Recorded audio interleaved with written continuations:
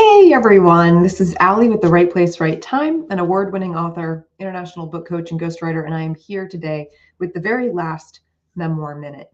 Not because there's not tons more things to talk about and discuss when it comes to writing an emotionally compelling memoir, but because this is just the last one I'm putting together for y'all. And today we're talking about flashback, backstory, and the past on the page. Now, this can be a little bit tricky. Technically with memoir, right? The whole story is in the past. It's something that you've already experienced, you've already overcome, you've already been through, right? If you're still living the thing and trying to write about the thing, likely not going to be a great way to go. So technically, the whole story is already happened. It's long gone. It's in the past. But when you're writing memoir, you often write as if the moment is happening now. There's a balance between your narration sounding like you're living the experience in the moment, the experiencing self is talking, and then the you from today who knows all about that experience in retrospect and understands it, has made meaning with it, that person also narrating. But even though the whole thing is technically the past, there are two elements here, flashback and backstory, that are useful in writing a memoir the same way that they're useful in developing novels in the fiction space.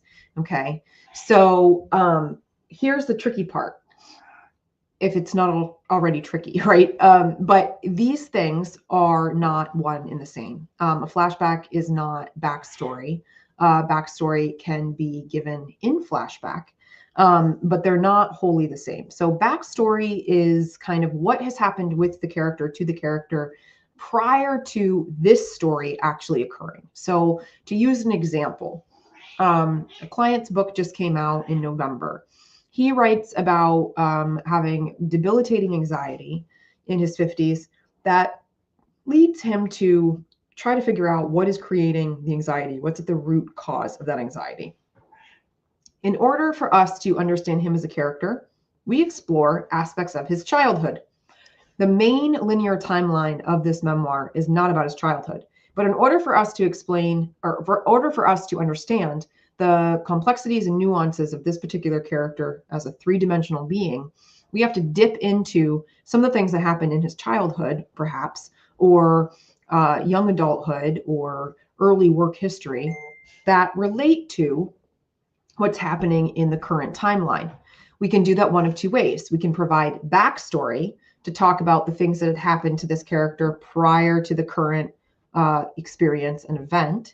And we can do that through narration and summarization, or we can do it through flashback, actually putting the reader into a scene where the main character exists in a prior time and moment and showing the reader what that experience was like in the prior time and moment through a flashback scene. And through that scene, you get pieces of that character's backstory. Okay, so backstory is like global, lots of different parts and pieces of information about the character prior to the present moment, can be done in a variety of different ways. Flashback is one particular way to educate the reader on that backstory by a moment in time that's a scene where the reader gets to experience what's actually happening and occurring.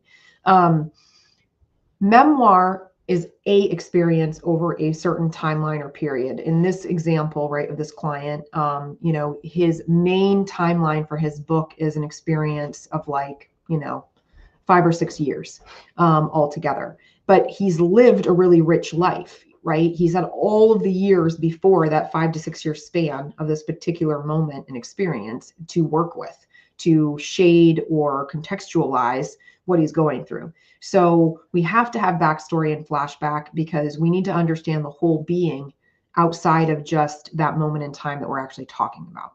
All right. So backstory and flashback are important. They help to develop the past of the character and explain or help contextualize the current moment that the character is experiencing, even if technically that current moment is only current to the reader. It's not current to the author and what they're experiencing in real time. So if you've got questions about this or you're curious, hit me up in the comments. If you want to jump on a story stroll, those are free in 30 minutes available to you to talk about the memoir that you want to work on. Be happy to chat about that. Otherwise, I'm going to encourage you to go and check out all the other memoir minutes that are now available to you over on my YouTube channel, because as I said, this is the last one. We might repurpose and recycle some of the other memoir minutes throughout next year in the online space, but there will be no new ones getting created. So go binge watch all the other memoir minutes that exist and learn how to write a really wonderful, emotionally compelling memoir 1 minute at a time. See ya.